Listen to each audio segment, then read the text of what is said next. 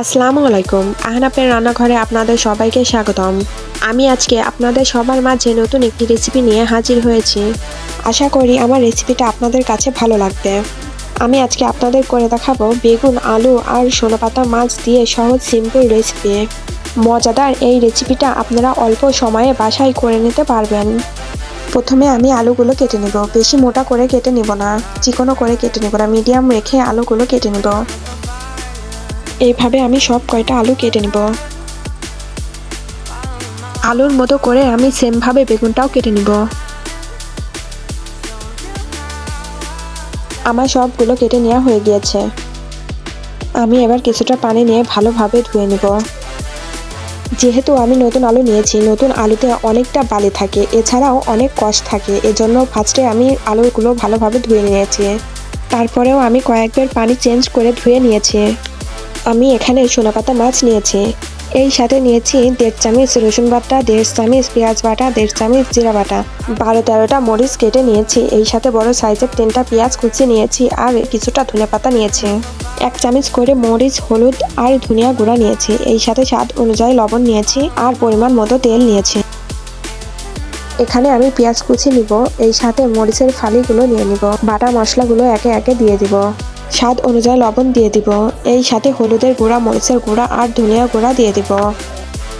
এখানে আমি আমার পরিমাণ মতো তেল দিয়ে দিব।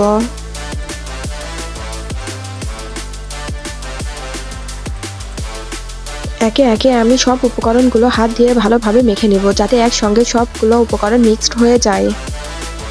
কিছুটা সময় মেখে নেওয়া হয়ে গেলে আমি এর ভিতরে ধনেপাতা কুচি দিয়ে দিব কিছুটা। সব মশলাগুলো ভালোভাবে মেখে নেওয়া হয়ে গেছে। এর ভিতরে আমি কেটে রাখা আলু আর বেগুন দিয়ে ভালোভাবে মেখে নিব।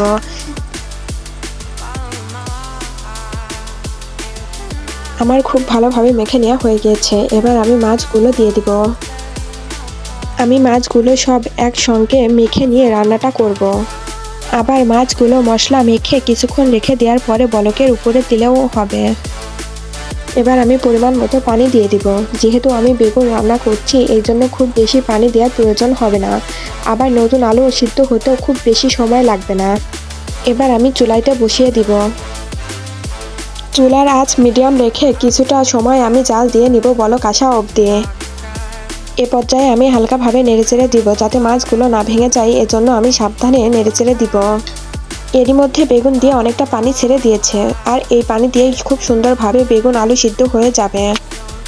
অনেক সময় ছোট মাছ রান্না করতে গেলে অতিরিক্ত পানি হলে মাছগুলো ভেঙে যায়, এজন্য অল্প পানি দিয়ে এই রান্নাটা আমি করে নিব।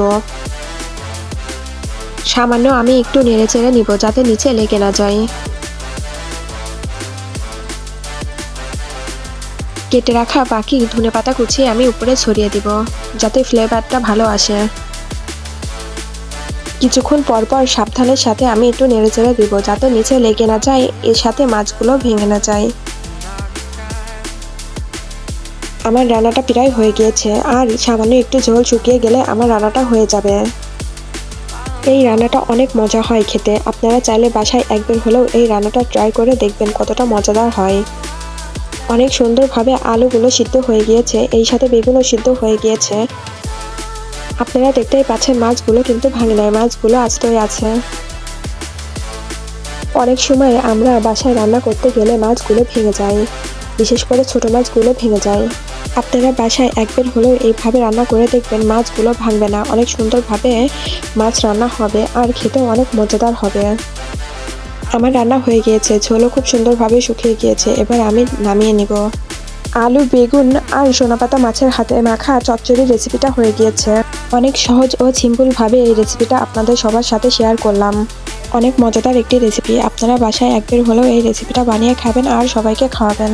আমার রেসিপিটা আপনাদের কাছে কেমন লেগেছে অবশ্যই কমেন্টে লিখে যাবেন। আর এরই মধ্যে আমার চ্যানেলটা সাবস্ক্রাইব না করে থাকলে সাবস্ক্রাইব করে আহনাবের রান্নাঘরের সাথে থাকবেন। সবাইকে আল্লাহ হাফেজ।